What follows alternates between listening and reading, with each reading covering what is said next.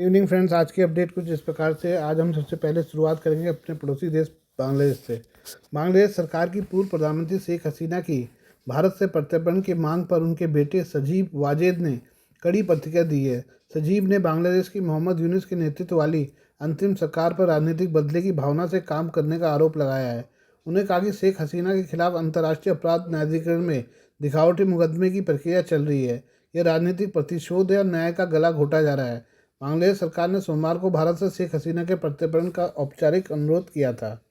शेख हसीना के बेटे ने बांग्लादेश के अनुरोध पर कहा, कंगारू ट्रिब्यूनल और उसके बाद शेख हसीना के प्रत्यर्पण का अनुरोध तब आया है जब सैकड़ों नेताओं और कार्यकर्ताओं की हत्याएं की जा रही हैं। झूठे आरोप लगाकर लोग जेल भेजे जा रहे हैं।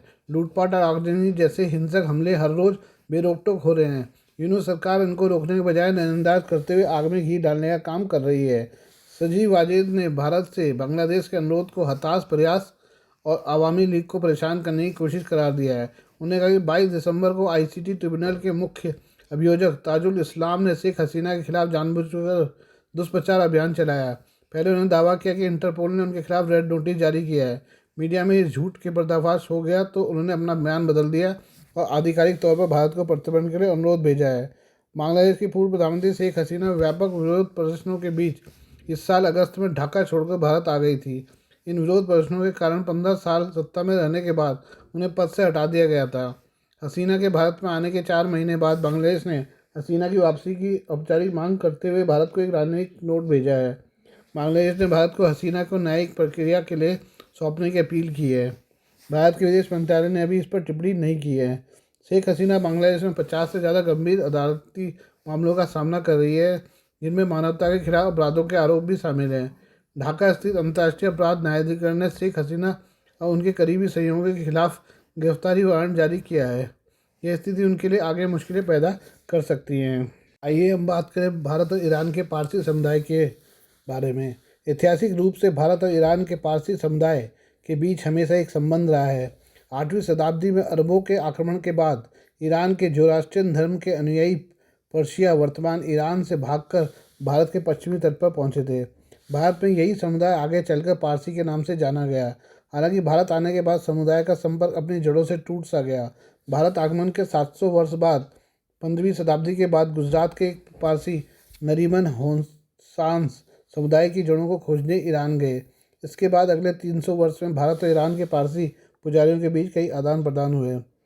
होशांग की यात्रा के 5 शताब्दियों के बाद अब ईरान के ज़ोरास्ट्रियन समुदाय के प्रमुख धर्मगुरु मोबेद मेहरबान पौलादी पारसियों से मिलने और रिश्ते को मजबूत करने के लिए भारत की अपनी पहली आधिकारिक यात्रा पर हैं। पौलादी ईरान के पारसियों की सर्वोच्च धार्मिक संस्था ईरानी मोबेद परिषद के अध्यक्ष हैं। इस तरह वे ईरानी पारसियों के सर्वोच्च धार्मिक पद पर हैं। पौलादी अपने साथ एक अनुवादक को भी लेकर आए हैं। हमारे सहयोगी टाइम्स ऑफ इंडिया से बात करते हुए उन्होंने बताया कि नरीमन होसांग की यात्रा के बाद ये पहली उच्च स्तरीय धार्मिक यात्रा है। उन्होंने कहा कि मैंने भारत की आधिकारिक यात्रा करने और यह देखने का फैसला किया कि यहाँ पारसी कैसे अपने अनुष्ठान और समारोह करते हैं। ईरानी ज़ोरास्ट्रियन धर्मगुरु ने कहा कि इस यात्रा का उद्देश्य हमारे समुदायों के बीच एकता और सहयोग को बढ़ावा देना है, जो भविष्य की संयुक्त पहलों के लिए आधार तैयार करेगा। मेरा एक प्रमुख उद्देश्य अंतर्राष्ट्रीय मंच पर भारतीय और ईरानी पुजारियों के बीच संयुक्त बैठकों के आयोजन का प्रस्ताव करना है। दिलचस्प बात यह है कि पारसी धर्म का उदय जिस ईरान की ज़मीन पर हुआ, आज इस धर्म के बहुत सारे अनुष्ठान वहाँ विलुप्त हो चुके हैं। पारसी समुदाय के वेंडी दाद और निरंग दीन जैसे उच्च धार्मिक समारोह केवल भारत में ही होते हैं। ईरान में इन्हें कोई नहीं करता है। पौलादी ने बताया कि ईरान में आखिरी बार यह अनुष्ठान 50 साल पहले किया गया था। ईरान में ज़ोरास्ट्रियन धर्म के करीब 22,000 अनुयायी हैं। आज ईरान में भारत के बाद दुनिया की दूसरी सबसे बड़ी आबादी है। हालांकि कुछ स्रोत इराक में के कुर्दिस्तान क्षेत्र में भी इनकी प्रमुख आबादी के बारे में बातें बताते हैं। पौलादी के अनुसार हम नियमित रूप से मिलते हैं और त्यौहार मनाते हैं।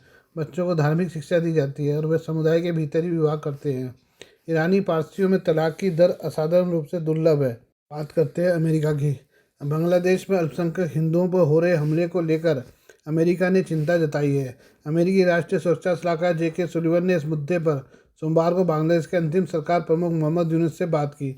सुलिवन ने बांग्लादेश में मानवाधिकारों के मुद्दे पर यूनुस के सामने अपनी चिंता जाहिर की। व्हाइट हाउस ने बताया कि मोहम्मद यूनुस ने बांग्लादेश में सभी धर्मों के लोगों के मानवाधिकारों की रक्षा का वादा किया है। उन्होंने कहा कि उनकी सरकार सभी नागरिकों की सुरक्षा के लिए प्रतिबद्ध है और दिशा में सभी कदम उठाए गए हैं। जैक सुलिवान मोहम्मद यूनुस की फ़ोन पर भी बातचीत का मुख्य मुद्दा बांग्लादेश में मानवाधिकारों की सुरक्षा था। व्हाइट हाउस की ओर से जारी बयान के अनुसार सुलिवान की चिंता को सुनने के बाद यूनुस ने धर्म की परवाह किए बिना सभी नागरिकों के मानवाधिकारों के सम्मान और रक्षा करने का वादा किया है। इस दौरान सुलिवान ने बांग्लादेश के सामने आने वाली चुनौतियों को स्वीकार किया और कठिन समय में मोहम्मद यूनुस के नेतृत्व की सराहना भी की। साथ ही बिगड़ते हालात को संभालने में तेजी से कदम न उठाने पर सवाल भी खड़े किए। बांग्लादेश में इस साल जून के महीने से ही लगातार भारी सियासी उथल पुथल देखने को मिल रही है। विरोध प्रदर्शनों के हिंसक होने के बाद इस साल अगस्त में शेख हसीना की सरकार गिर गई थी। हसीना सरकार गिरने के बाद मोहम्मद यूनुस के नेतृत्व में अंतिम सरकार बनी है। सत्ता बदलने के बाद से शेख हसीना की पार्टी आवामी लीग के नेताओं और धार्मिक अल्पसंख्यकों के खिलाफ हिंसा बांग्लादेश में देखने को मिली है। मोहम्मद यूनुस ने हिंसा रोकने की बार बार अपील की है, लेकिन ज़मीन पर उनकी बातों का असर नहीं दिखा है। बांग्लादेश में अल्पसंख्यकों पर हमलों को लेकर भारत और अमेरिका समेत कई देशों ने चिंता जाहिर की है। भारतीय अमेरिकी डेमोक्रेट कांग्रेसी थानेदार ने हाल ही में व्हाइट हाउस से बांग्लादेश नेतृत्व के साथ इस मुद्दे को मजबूती से उठाने का आग्रह किया था। थानेदार ने हिंदुओं के खिलाफ जारी हिंसा पर गंभीर चिंता जताई थी। हिंदू एक्शन के कार्यकारी निदेशक उत्सव चक्रवर्ती ने कहा कि यूनुस का नेतृत्व हिंदुओं पर हमले रोकने में विफल रहा है।